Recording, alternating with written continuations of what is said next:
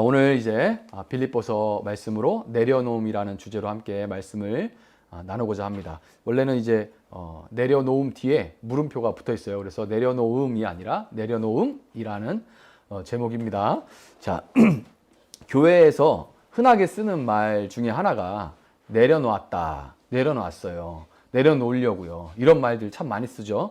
내려놓음이라는 말.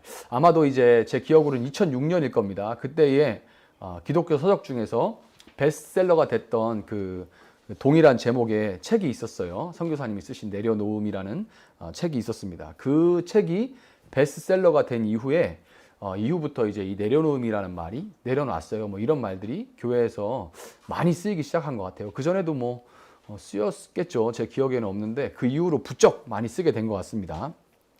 우리는 보통 이제 부흥 집회 같은 것 이제 가게 되거나 아니면 듣게 되면 내가 하려고 그렇게 아등바등할 때는 계속 꼬이고 안 되더니 내려놨는데 하나님께서 다 하셨다. 내가 내려놓으니까 하나님이 다 하셨다. 이런 식의 간증을 많이 듣습니다. 이제 간증이라는 것이 워낙 드라마틱하죠. 극적이고 또 대개의 경우 해피엔딩.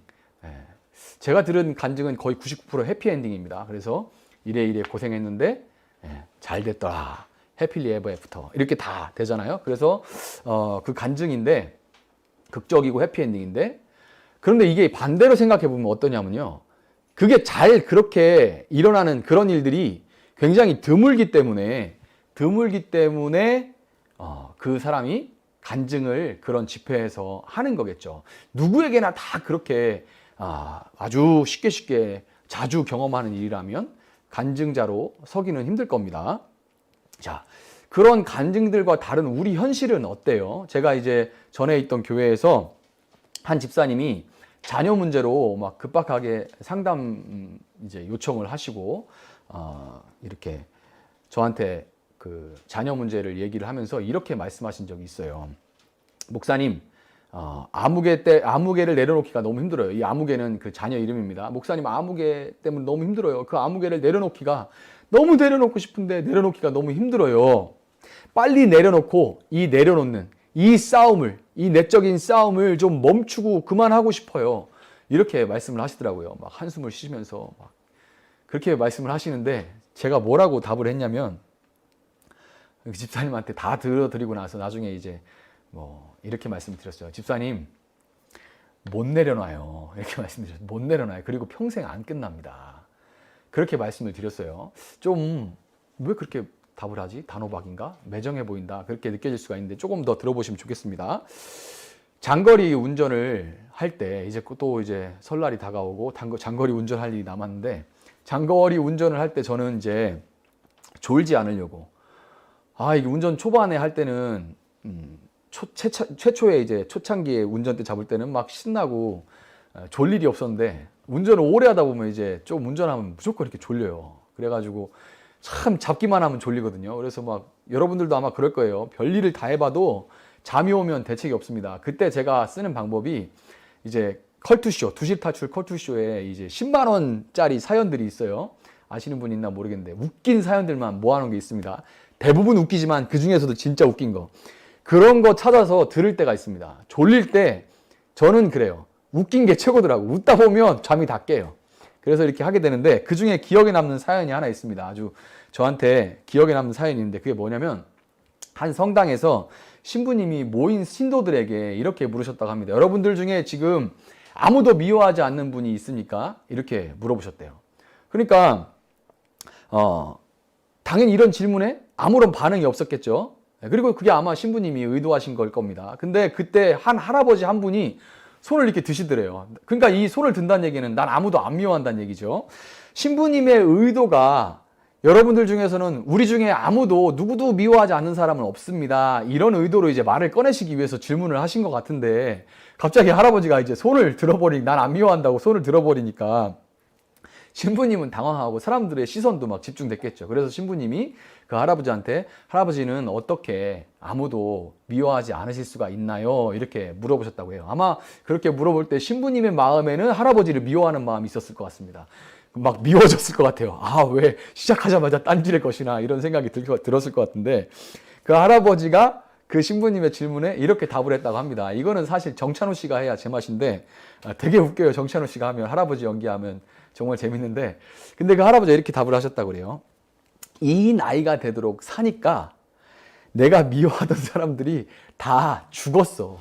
내가 미워하던 사람들이 다 죽었어. 다 죽어버려서 미워할래도 미워할 수가 없어. 그렇게 답을 하셨다고 그래요.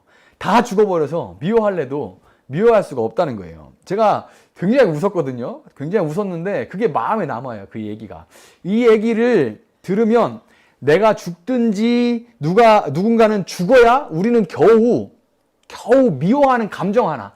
뭐 대단한 것도 아니야. 무슨 뭐 세계 평화를 위해서 내 뭐 생명을 내려놓고 뭐를 위해서 뭐 이런 게 아니에요. 그냥 누군가를 미워하는 그 감정 하나도 내가 죽든지 누가 죽어야 겨우 이거 하나를 내려놓을 수 있나 보다 하는 그런 생각이 드는 것이 사실인데, 사실 가만 생각해 보면 이 할아버지도 지금 미워하는 그 사람이 눈앞에 안 보이기 때문에 이제 돌아가셨기 때문에 눈앞에 안 보이게 됐기 때문에 그 미워하는 감정이 이제 가라앉아 있을 뿐이죠. 그런데 갑자기 어느 날 그 사람 사진을 이렇게 보게 된다거나 그 사람하고 있었던 어떤 일이 이렇게 갑자기 떠올라가지고 마음이 휘저어지면 마치 이제 식혜가 국물하고 밥알로 나눠져 있잖아요. 가만 두면 나눠져 있죠. 그런데 이게 한번 흔들면, 저는 밥알을 좋아해서 흔들거든요. 흔들면 어떻게 돼요?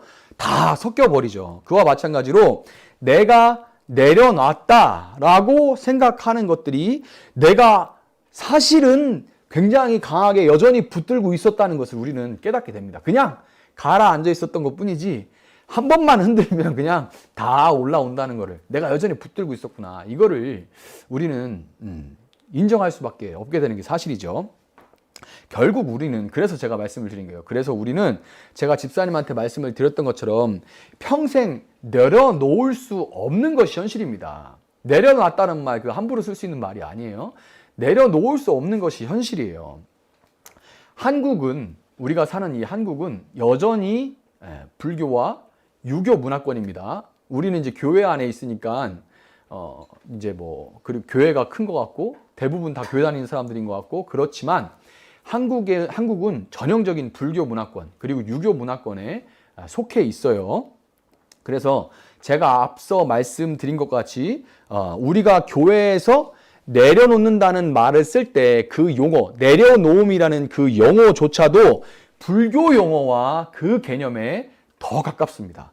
제가 오늘 아침에도 여러분 생각하기엔 뜬금없이 그 불교의 그 쇠락해가는, 인도에서 쇠락해가는 그 과정을 동영상을 올렸는데, 왜 올렸냐면 우리나라는 불교의 영향, 강력한 불교, 특별히 그 불교가 힌두교와 섞여 있는 그 불교의 영향권 아래에 놓여 있어서 우리가 쓰는 용어들도 기독교에서, 교회에서 쓰는데도 나도 모르게 불교에서 쓰는 용어로 그 개념으로 사용할 때가 굉장히 많다는 거예요. 그걸 생각을 해봐야 돼요. 여러분, 널리 알려진 이 법정 스님의 무소유라는 소책자가 있죠. 무소유라는 소책자, 저도 가지고 있는데 이 소책자에 기록된 이야기 중에 교과서에도 전에 제가 수능 볼 때 봤던 것 같은데 무슨 얘기가 있어요? 이 법정 스님이 난을 하나 소유하게 됐는데 난을 막 돌보고 가꾸다가 난에 빠진 사람들, 참 이 난 정말 귀하게 여기잖아요. 그 난 꽃 한번 피우려고 막 닦고 막 돌보고 햇빛 비춰주고 막 이러는데 그 난을 키우다 보니까, 돌보다 보니까 난에 매여 있는 자신을 발견하겠다는 거죠. 오랫동안 나가 있지도 못하고 뭐도 못하고 뭐 반려견 키워도 마찬가지겠죠. 뭐 이렇게 될 거예요. 그런데 그 난에 매인 자신을 발견하고 이건 아니다 싶어서 그 난을 누군가에게 보냈어요. 이걸 내려놓은 거죠. 포기한 거 내려놓은 거죠. 내려놓고 나니까 그 무소유로부터, 난을 소유하지 않는 그 무소유로부터 번뇌가 사라지고 마음에 다시 평화가 찾아왔다. 이게 이제 무소유라는 그 글의 요지입니다. 그래서 우리는 분명하게 뭘 알 수 있냐면 불교적인 그 세계관, 공술의 공수고 빈손으로 왔다가 빈손으로 돌아간다. 그 사상에 기반한 내려놓음이라는 그 용어의 뜻을, 그것을 우리가 거기서 알 수가 있는 거예요. 이 책이 참 잘 담고 있죠. 그런데 여러분, 기독교가 내려놓는다, 기독교에서 내려놓음이라는 말을 쓸 때는 불교의 그것과는 개념 자체가 아예 다릅니다. 불교와는 완전 달라요. 사실 이 난을 내려놓고 얻은 그 마음의 평화는 아까 제가 말씀드린 대로 난이 아니라 반려견이든지 뭐든지 또 다른 소유 때문에 언제든지 그 평화는 깨질 수가 있습니다. 개가 너무 이쁘지만 그러나 우리가 막 가족이 며칠 동안 여행 갈 때 그 강아지 때문에 어떻게 할 줄을 모르고 뭐 호텔도 못 들어가고 막 여러 가지 문제들이 있잖아요. 요즘 많이 좋아졌지만 그것 때문에 막 전전긍긍하고 이런 모습들, 그 고통을 그냥 강아지를 파양하거나 누군가에게 보내고 이러니까 와, 세상 조용해졌어. 뭐 이런 평화를 얻을 수 있죠. 그러나 난이든지 강아지든지 그 소유로 인해서 오는 그 번뇌와 그 힘든 거는 다른 어떤 걸로 바뀌어도 여자친구 때문에, 남자친구 때문에, 남편 때문에 뭐 그 대상이 계속 달라지면서 우리는 계속 내려놔야 돼요. 이게 불교의 내려놓음의 개념입니다. 나를 집착하게 하고 나를 번뇌하게 하는 것들을 계속 내려놔야 돼요. 난 내려놓고 뭐 내려놓고 뭐 내려놓고 그 끊임이 없는 거죠. 그러니까 죽을 때까지 이걸 못 해요. 그러니까 죽어야 끝나는 게 불교의 내려놓음입니다. 죽어야 끝나는 게. 근데 사실은 죽어도 안 끝나요. 불교의 내려놓음이. 왜냐하면 내가 이 세상에서 다 끊어내지 못하는 그 집착과 탐욕, 탐심들을 윤회를 거듭하면서 계속 끊어내야 돼요. 그 업보를 끊어내야 돼요. 그러니까 죽어도 안 끝나요. 계속 그 카르마를, 윤회를 계속 반복해야 되는 겁니다. 이게 우리가 교회에서도 알게 모르게 쓰고 있는 내려놓음의 개념이라는 거예요. 이해가 좀 가실 겁니다. 그런데 기독교에서 사용하는 내려놓다라는 말의 출처는 오늘 우리가 읽은 본문 7절에 자기를 비워라는 말이 있죠. 자기를 비워. 예수님이 자기를 비워. 자기를 비워라는 이 말이 이제 헬라어로, 원어로 케노시스라고 해요. 한번 들어보셨을 거예요. 케노시스라는 말이 있는데 비움, 소모 이런 의미를 가지고 있습니다. 비움, 소모. 케노시스라는 말의 뜻이에요. 이 케노시스, 이것이 바로 기독교가 내려놨어요. 내려놓음이라는 말의 용어의 출처인 겁니다. 자, 7절과 8절을 볼 때 비운다는 말은 예수님이 종의 형체를 가지사 사람들과 같이 되신 것, 그리고 사람의 모양으로 나타나사 자기를 낮추시고 십자가에 죽기까지 복종하신 것, 이 두 가지로 설명이 되어 있습니다. 사람들과 같이 되신 것, 자기를 비우사 사람들과 같이 되신 것, 그리고 사람의 모양으로 자기를 낮추시고 십자가에 죽기까지 복종하신 것, 이 두 가지. 짧게 말하면 예수님의 자기 포기, 자기를 포기하는 자기 포기와 자기 내어줌, 자기 포기와 자기 내어줌, 이것이 바로 케노시스, 기독교의 내려놓음의 출처이고 의미인 거예요. 그리고 여러분 앞으로도 내려놓는다는 말을 쓸 때는 반드시 이것이 그 의미가 돼야 돼요. 이 의미가 아닌 이상은 불교의 영향을 받은, 마치 이렇게 비우는 공술의 공수거지 이런 식의 생각이 그런 용어로 우리가 쓰게 되는 겁니다. 자, 오늘은 이제 이 말씀을 봤으니까 오늘은 이제 이 말씀을 중심으로 예수님의 자기 포기와 자기 내어줌을 통해서 성경적인 의미의 내려놓음의 의미가 무엇인지를 우리가 한 번 더 살펴보고, 그리고 우리는 어떻게 내려놓음의 삶을 살아갈 수 있을지 한번 살펴보도록 하겠습니다. 자, 자기 포기, 자기 내어줌이라고 말씀을 드렸는데, 먼저 자기 포기하면 제일 먼저 떠오르는 사람이 이 오늘 본문이 담겨 있는 빌립보서를 기록한 사도 바울입니다. 사도 바울이 자기 포기하면 제일 먼저 떠오르는 사람인데요. 바울은 빌립보서 3장 5절 6절에서 자신을 이렇게 소개합니다. 성경을 보시는 분들은 한 장 뒤로 넘기시면 되고요. PPT로도 띄워드릴게요. 빌립보서 3장 5절 6절에서 자기를 이렇게 소개해요. 보세요. 나는 8일 만에 할례를 받고 이스라엘 족속이요 베냐민 지파요 히브리인 중에 히브리인이요 율법으로는 바리새인이요 열심으로는 교회를 박해하고 율법의 의로는 흠이 없는 자라. 이렇게 자기를 소개합니다. 사도 바울은 부모가, 엄마 아버지 다 부모가 모두 유대인이었던 정통 유대인이었고요. 그 중에서도 이스라엘의 초대왕이었던 사울을 배출한 베냐민 지파에서 아주 뼈대 있는 가문 출신 사람입니다. 사도 바울은. 그리고 그냥 가문만 좋았던 게 아니라 출신이 이 상업이 아주 발달해 있던 타르서스, 다소, 성경에는 다소라고 되어 있는 소아시아 지역의 다소 출신이에요. 다소는 아주 상업이 발전해 있는 지역으로서 부자였습니다. 아주 부자 동네였어요. 그러니까 가문도 좋고 그리고 아주 부유한 부모님의 배경에서 자란 사람입니다. 이 부모는 또 아주 유대인으로서 율법도 잘 지켜서 유대인인 부모님의 영향으로 사도 바울은 난지 8일 만에 할례를 받았다 이렇게 얘기를 하는데요.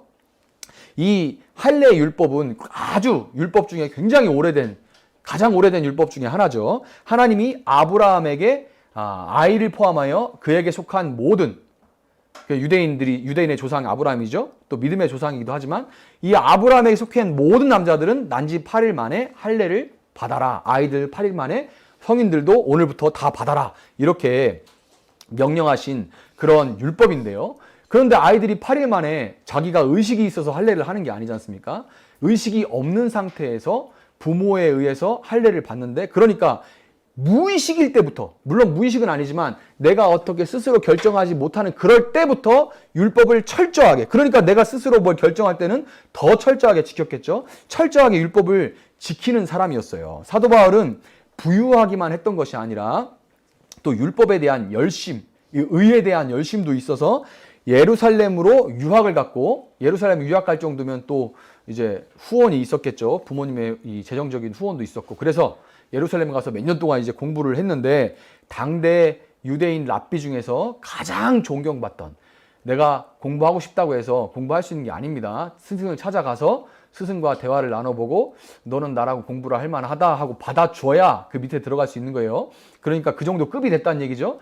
그래서 사도 바울이 가말리엘 그 문화에 들어가서 거기서 공부를 합니다. 그러면서 가말리엘이 속해 있는 이 바리새파가 되었는데, 바리새인 중에 한 명이 되었어요. 바리새파는 제가 몇 번 말씀드렸지만 이스라엘이 바벨론과 페르시아 그리고 로마의 식민지가 된 것은 하나님 율법을 제대로 지키지 않았기 때문이다. 그렇게 생각하고 율법을 지키는 거에 사활을 걸었던 그런 집단입니다. 사활을 걸었어요. 말 그대로. 사활을 걸었던. 그런데 그 중에서도 사도 바울은 아주 유별나고 특출났습니다. 아주 열정적이고 열심히 아주 특심이어가지고 이 율법이, 구약의 모든 율법이 예수님에 의해서 완성, 예수님이 오심으로 인해서 그리고 예수님의 사역으로 인해서 완성됐다. 그렇게 가르치는 교회를 핍박하고 예수 믿는 사람들을 잡아 죽이는데 제일 앞장섰던 사람이 바로 이 사도 바울이에요.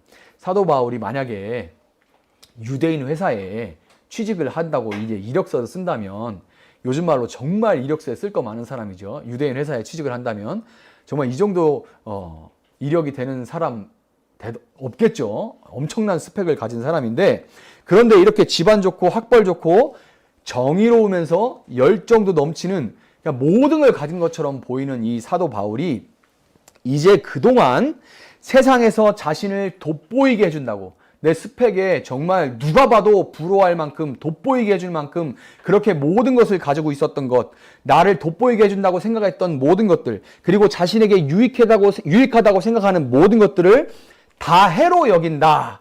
다 나에게 해가 되는 걸로 여긴다. 이렇게 고백을 해요. 이게 그냥 가끔 잘 나가는 사람들, 뭐 대단한 사람들이 좀 겸손한 척하는, 겸손 또는 그 정도 말이 아니라 그 뒤에 보면 뭐라고 하냐면 해로 여길 뿐더러 더 나가서 내가 이런 거를 배설물로, 오물로 여긴다. 이렇게 고백을 해요. 그냥 조금 겸손한 척 떠는 게 아니고 정말 나는 그것들을 오물로, 오물이 나한테 묻어서 좋아하는 사람이 어디 있어요? 오물을 아까워 이렇게 하는 사람이 어디 있어요? 멀리하죠. 피하죠. 닦아내죠. 이런 걸로 여긴다라고 얘기를 하는 겁니다. 도대체 여러분, 사도 바울은 뭐 때문에 이런 고백을, 이런 고백을 하는 그 이유를 뭐라고 했을까요? 우리는 그 이유를 빌립보서 3장 8절에서 찾을 수가 있습니다. 한번 보시죠. 빌립보서 3장 8절입니다.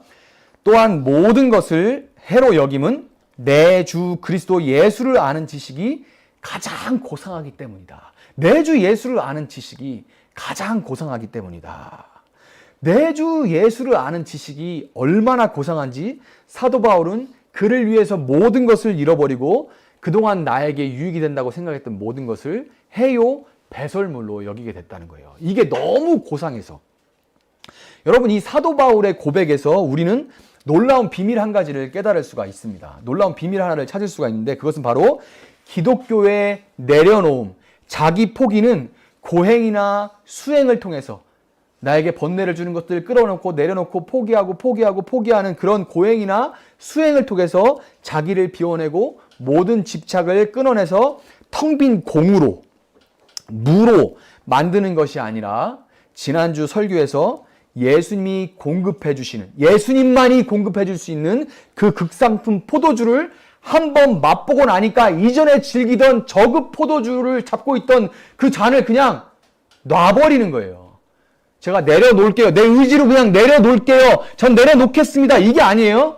극상급 포도주를 주셔가지고 마셔보니까 우와, 이쪽에는 저질 포도주를 갖고 있었는데 뭐야 이거. 그냥 놔버리는 거예요. 이게 너무 고상하니까, 너무 고급이고 이 풍미와 이 맛이 비교할 수가 없으니 이걸 그냥 놔버리는 겁니다. 내려놔야지, 내려놔야 돼, 이게 아닙니다. 이걸 그냥 놔버리는 거예요. 그러니까 다시 말해서 기독교가 내려놓음이라는 말을 할 때는 소유하지 않고 포기하고 끊어낸다, 이게 아니라 충만함이라는 거예요. 충만하게, 이 고상함이 충만하게 가득해지는 거. 그래서 이거를 놔버리는 겁니다. 내려놓는, 의지적인 내려놓음이 아니라 놔버리는 거예요. 기독교의 내려놓음은 무소유가 아니라 충만함입니다. 충만한 기독교의 내려놓음이에요. 여러분, 사도 바울이 말하는 이 예수를, 너무나 고상하다는 이 예수를 아는 지식이 무엇입니까? 사도 바울은 그것을 에베소 교회에 보내는 편지에 아주 그 기도문과 함께 절절하게 그 예수를 아는 지식이 무엇인지 담아두었어요. 이거는 에베소 3장 14절부터 19절인데 PPT를 한번 보면서 우리가 한씩 같이 읽어봅시다. 에베소 3장 14절부터 19절 시작. 이러므로 내가 하늘과 땅에 있는 각 족속에게 이름을 주신 아버지 앞에 무릎을 꿇고 비노니 그의 영광의 풍성함을 따라 그의 성령으로 말미암아 너희 속사람을 능력으로 강건하게 하시오며 믿음으로 말미암아 그리스도께서 너희 마음에 계시게 하시옵고 너희가 사랑 가운데서 뿌리가 박히고 터가 굳어져서 능히 모든 성도와 함께 지식에 넘치는 그리스도의 사랑을 알고 그 너비와 길이와 높이와 깊이가 어떠함을 깨달아 하나님의 모든 충만하신 것으로 너희에게 충만하게 하시기를 구하노라. 아멘. 여러분, 지식에 넘치는 예수님, 그 사랑의 너비와 길이와 높이와 깊이가 어떠함을 깨달아 알게 될 때, 지식에 넘치는 그리스도의 사랑의 그 너비와 깊이, 높이, 길이를 깨달아 알게 될 때 우리는 그분의 사랑으로 충만하게, 그분의 사랑으로 충만하게 되고, 이 사랑으로 충만할 때, 그때 마치 여러분 사진을 촬영하다 보면, 요즘은 스마트폰, 핸드폰에도 그런 기능들이 다 있죠. 사진을 촬영할 때 사진 찍히는 그 피사체를 또렷하고 하고 그걸 더 선명하고 부각시키기 위해서 쓰는 기법이 뭐예요? 주변을 날려버리는 거죠. 저 이렇게 찍는 거 좋아하거든요. 주변을 날려버리는 거예요. 아웃포커싱 한다고 하죠. 아웃포커싱. 그것만 또렷하고 부각되고 주변은 흐릿하게 이렇게 배경이 되어버리는 겁니다. 그러면 우리의 시선이 주변에는 미치지 않게 되고 그 피사체에만 아주 집중되게 되죠. 예수님의 사랑으로 충만하게 될 때 사진 촬영 기법의 이 아웃포커싱처럼 우리는 예수님만 또렷하게 되고 다른 우리의 모든 상황들은 흐릿한 배경이 되어버리게 된다는 것을 경험하게 되는 거예요. 자, 예수님의 사랑으로 충만하게 돼서 예수님께만 초점이 맞춰지고 다른 모든 것들은 아웃포커싱이 되면 사람 사이에서 가장 아프다고 말해지는 그 사람들의 배신을 경험하고 뒤통수 맞는 거를 경험하게 돼도, 이게 진짜 관계로 이어지는 우리의 삶에서 가장 아픈 것이 사람에게 뒤통수 맞는 거죠. 배신당하는 거죠. 그런데 이걸 당해도 아웃포커싱이 돼버리면, 그 사랑으로 충만하게 되면 예수님은 그를 사랑한다던 모든 사람으로부터 배신을 당하고 나도 심지어 그분을 배신할 것을 알면서도 나를 사랑하시는구나, 이렇게 여기게 돼요. 거기에 중점이 아니라 그 예수님이 부각되니까, 와, 이렇게 마음이 아픈데 예수님은 그렇게 내가 뒤통수를 그렇게 하루에도 몇 번씩 치는 걸 알면서도 나를 다 아시면서도 사랑하시는구나, 이렇게 초점이 맞춰지게 됩니다. 누가 나를 이유 없이 모함하고 미워해도 이렇게 사람 사랑하는 것이 너무나 이렇게 어려운데 왜 예수님은 나를 사랑하시나? 왜 예수님은 나를 사랑하시나? 이런 마음이 들게 돼요. 지금 취업을 못하거나 결혼을 못해서 마음이 힘들어도 예수님이 나는 오직 예수님만 더 사랑할 수 있게 해주시나 보다. 이렇게 생각이 들어오게 됩니다. 그 아웃포커싱의 능력이에요. 그런 생각들이 올라오게 되는 거예요. 여러분, 제가 몇 년 전에 교회 청빙 문제로 굉장히 어려움 당한 거 여러분 아시잖아요. 그때 제일 힘들었던 것은 되고 안 되고 그런 문제보다 여러분 살다 보면 제일 힘든 건 사람 관계 문제입니다. 마음이 참 아팠어요. 사람 그 관계 문제들로 막 어떻게 저럴 수 있나 하는 생각들도 들기도 하고, 누가 이런 말을 했다가 하면 참 안 들으면 좋은데 또 들려오다 보니까 힘들기도 하고 그랬었는데, 근데 참 신기한 게 뭐냐면 너무 마음이 아픈데 기도하고 그러면 초점이 점점 예수님의 사랑으로 가게 되는 거예요. 예수님의 사랑에 초점이 맞춰지게 되는 겁니다.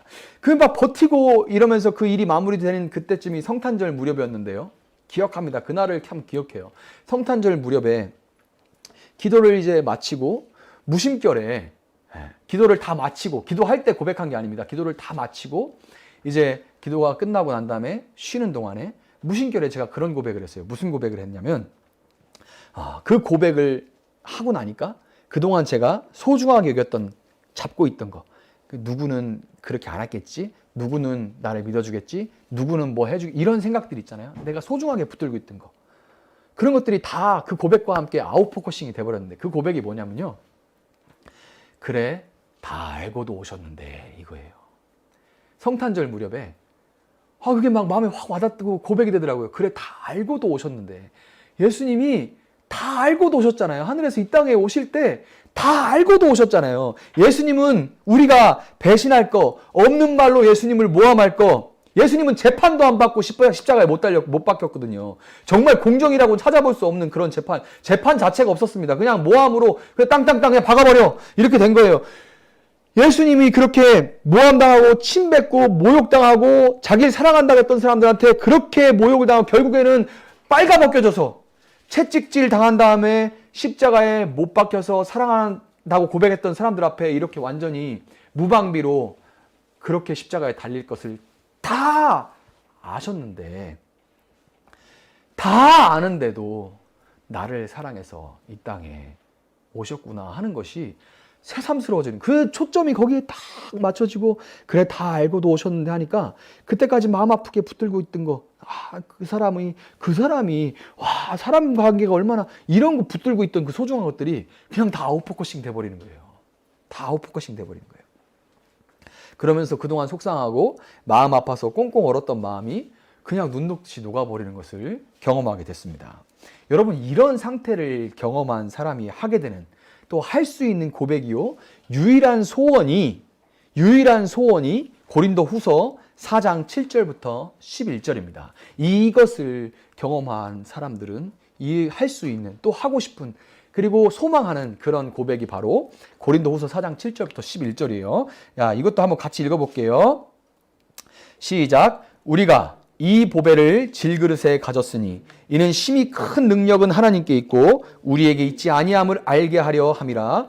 우리가 사방으로 우겨쌈을 당하여도 쌓이지 아니하며 답답한 일을 당하여도 낙심하지 아니하며 박해를 받아도 버림받지 아니하며 거꾸로 뛰림을 당하여도 망하지 아니하고 우리가 항상 예수의 죽음을 몸에 짊어짐은 예수의 생명이 또한 우리 몸에 나타나게 하려 함이라. 우리 살아있는 자가 항상 예수를 위하여 죽음에 넘겨짐은 예수의 생명이 또한 우리 죽을 육체에 나타나게 하려 함이라. 아멘. 여러분, 우리 공동기도문의 출처가 되는 말씀이에요. 제가 참 좋아하는 구절입니다. 우리 공동기도문 출처가 되는 구절입니다. 여러분, 우리는 보잘것없는 질그릇 같은 그런 존재들이죠. 우리는 참 질그릇 같은 투박하고 보잘것없는 그런 존재들인데, 이 질그릇으로서 우리 안에 보배로운 예수님을 담고 있는 존재입니다. 너무나 이 보배로운 예수님이 질그릇 같은 우리 안에 담겨져 있어요. 그런데 여러분, 이 보배로운 예수님이 영롱하게 세상 가운데 드러나기 위해서 질그릇은 어떻게 돼야 될까요? 우리 안에 담겨있는 이 영롱한 보배로운 예수님이 세상 가운데 드러나기 위해서는 질그릇은 어떻게 되어야 될까요? 질그릇은 반드시 깨져야만 됩니다. 질그릇이 자기를 꾸며서 고려청자처럼 된다고 해서 그 안에 있는 영롱함이, 그 참된 보배가 드러나지 않아요. 질그릇은 반드시 깨져야만 예수님이 드러나게 됩니다. 질그릇같이 보잘것없고 투박한 우리 인생이 깨어져서 그분 앞에 드려질 때만 사람들은 우리 안에 담겨져 있는 예수님이라는 보배를 그때서야 비로소 들여다볼 수 있게 되는 거예요. 여러분, 그래서 우리가 예수님의 사랑으로 충만하게 되면 우리는 그 사랑에 감격해서 마치 질그릇이 바닥에 떨어져서 깨지듯이 자신을 내어드리는 헌신을 하게 되는 겁니다. 이 질그릇 같은 우리 삶을 깨어드려서 예수님께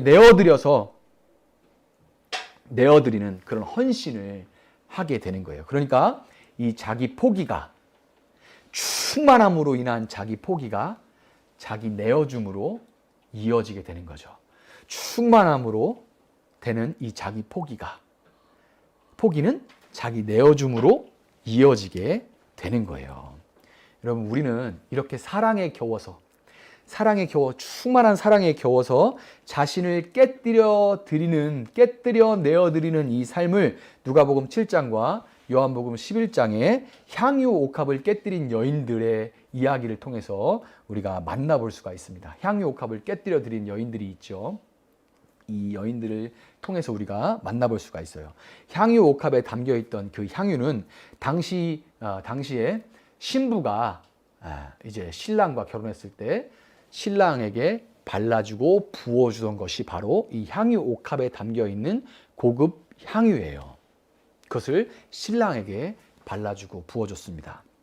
그러니까 그녀들은 지금 그들을 신부 삼아 주신 그들의 영원한 신랑 되신 예수님의 그 사랑에 겨워서 그들이 그동안 생명과 같이 여기던 인생을 갈아 넣어서, 자기들의 인생을 갈아 넣어서 먹을 거 못 먹고 입을 거 못 입고 돈이 될 때마다 조금씩 모아서 모아놨던, 미래를 위해서든 뭐를 위해서 모아놨던, 이건 내 생명이야 하고 모아놓은 그 향유 옥합을 깨뜨려서 내어드렸던 거예요.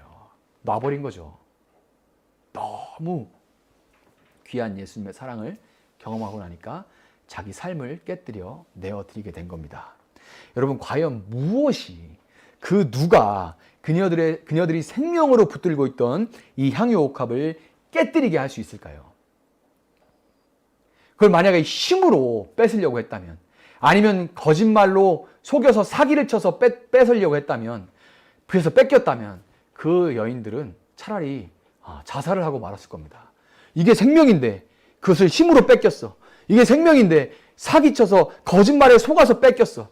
그러면 차라리 그냥 안 사는 게 나아. 그렇게 될 거예요.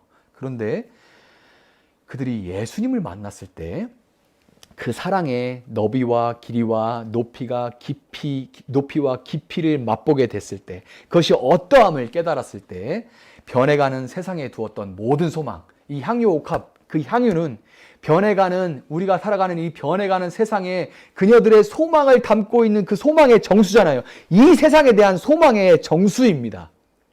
나중에 난 뭐가 돼서 이렇게 살 거야.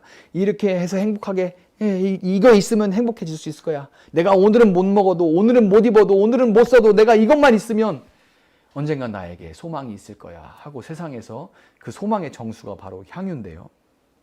그런데 예수님의 사랑, 그 너비와 길이와 높이와 깊이가 어떠함을 깨닫고 맛보게 되니까 마치 세상에 두었던 모든 소망이 누렇게 변해가는 벽지처럼 정말 하찮고 시시하게 느껴져 버렸고, 처음에는 정말 산뜻하게 보였는데 그게 그냥 누렇게 떠버린 그런 벽지처럼 느껴지게 되는 거예요. 그리고 그녀들은 변하는 세상이 아니라 변하지 않는 세상을 위해 자신들의 삶을 내어드릴 수가 있었던 것입니다. 여러분, 예수님의 자기 포기는 하늘 보좌를 버리고 사람의 몸으로 이 땅에 오신 성육신으로 나타났습니다. 예수님이 이렇게 성육신 하신 것은 불교식으로 자기를 비우신 것이 아니라 다 공이야, 다 무야 하고 비우신 것이 아니라 하나님 아버지에 대한 사랑으로 예수님이 가득하셔서 하나님 아버지에 대한 사랑으로, 하나님 아버지의 사랑으로, 또 하나님 아버지에 대한 사랑으로 그 마음이 가득하셔서 충만하셔서 그 아버지의 눈과 마음이 향해 있는 우리를 위해서 자기가 가진 모든 것, 자기 육신과 생명까지 깨뜨려서 자신을 내어드리셨던 거예요. 하나님의 사랑으로 충만해서 자기를 포기하고 사람이 되시고, 그리고 하나님의 눈과 마음이 머문 우리를 위해서 자기가 가진 모든 것들을 깨뜨려 내어드리셨던 겁니다. 이것이 진정한 내려놓음인 거예요. 여러분, 이제 말씀을 정리하도록 하겠습니다. 예수님이 자신의 육신을 깨뜨리셨기에 우리 안에 영으로 찾아오셨고 영원한 생명이신 그분과 믿음으로 연합하였기에 우리는 스스로 내려놓으라고 끊임없이 수련해야 되는, 수행해야 하는 그런 존재가 아니라 예수님과 같이 그 사랑으로 충만해서 그 사랑을 위해서 모든 것을 내어드릴 수 있는 그런 존재가 이미 되었다는 것을 여러분 꼭 기억하시길 바라요. 우리는 그런 존재가 이미 되었다는 것을 기억하시기를 바랍니다. 우리에게 필요한 것은 내 의지로 내려놓는 그것이 아니라 그 사랑에 초점을 맞추는 것, 그 사랑에 감격하는 것, 그 사랑을 누리는 것, 그것만을 우리가 소망해야 된다는 것을 여러분 꼭 기억하시기를 바랍니다. 여러분, 그리스도 예수를 아는 지식으로 인해서 모든 것을 배설물로 여겼던 사도 바울은 빌립보서 3장 13절 14절에서 이렇게 선포합니다. 우리 큰 소리로 한번 같이 읽어봤으면 좋겠습니다. 마지막으로 빌립보서 3장 13절 14절입니다. 시작. 형제들아, 나는 아직 내가 잡은 줄로 여기지 아니하고 오직 한 일, 즉 뒤에 있는 것은 잊어버리고 앞에 있는 것을 잡으려고 표대를 향하여 그리스도 예수 안에서 하나님이 위에서 부르신 부름의 상을 위하여 달려가노라. 아멘. 모든 것을 자기 포기하고 자기를 내어준 이 사도 바울은, 그러니까 난 내려놨어, 이게 아니고 표대를 향해 나는 달려간다, 그렇게 얘기를 해요. 여러분, 내려놓음이라는 말이 지극히 변질이 되어가지고 인생의 허망함을 말하면서 무언가를 포기할 때, 또 교회에서 언제만 있어요? 저 내려놓을래요. 사역 관둘 때. 저 교사 내려놓을 거예요. 그 내려놓는 말을 어떻게 이렇게 잘 쓰는지. 내려놓을게요. 물론 쉬어야 되는 때는 쉬는 게 맞습니다. 그러나 그 용어 자체가 굉장히 부정적으로 변해가고 있다는 걸 보여주는 거예요. 내려놓을 거예요. 맡은 일을 그만둘 때 사용하는 그런 교회 용어가 돼버렸어요. 불교의 영향을 받은 상황이, 지금 우리가 처한 상황이, 2022년 지금 우리가 처한 상황이, 그리고 환경이 우리로 하여금 불교식의 내려놓음을 강요하고 있습니다. 불교식의 내려놓음을 강요하고 있는 그런 상황입니다. 그리고 이것을 강요하고 또 우리로 그것을 내려놓았다고 핑계하도록 그렇게 강요하고 있어요. 이러한 때에 이 올 한 해 우리는 이 상황과 형편이 아니라 예수님의 사랑에 초점을 맞출 수 있는 그런 여러분과 우리 교회가 되기를 소망합니다. 예수님의 사랑에 초점을 맞출 수 있는 그런 교회, 그런 여러분 한 사람 한 사람 되기를 신정으로 소망합니다. 오늘 본문 5절에 너희 안에 이 마음을 품으라 라는 이 말은 현재형으로서 마치 암탉이 알을 품듯이 그리스도의 사랑을 현재형으로 계속해서 깊이 생각하라, 현재형으로 계속 깊이 생각하라 하는 그런 의미입니다. 예수님의 사랑으로 충만함을 입어서 환경에 자기 한계에 굴하려고 하는 이 자아를 깨뜨려서 우리 삶을 주님 앞에 내어드리고 내려놓았어요 이렇게 말하면서 주저앉아 있지 말고, 내려놨다는 이 불교식의 용어로 핑계하지 말고, 하나님이 하실 거야 라는 말로 핑계하지 말고, 사실은 내 게으름과 내 나태함과 내 자신감 없음과 내 떨어짐인데 내려놓음이라는 말로 속지 말고, 진정한 내려놓음은 표대를 향해 달려가게 돼 있는 겁니다. 표대를 향해 어떻게 하나님을 사랑한다고 하면서 주저앉을 수 있을 수가 있습니까? 그렇지 않아요, 여러분.